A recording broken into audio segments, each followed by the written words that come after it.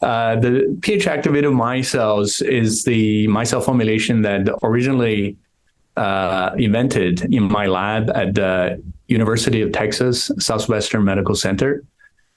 We use a molecular cooperativity, in this case, hydrophobic micellization, to drive the ultra-pH sensitive response, where we can induce micelle assembly or disassembly within a quarter pH.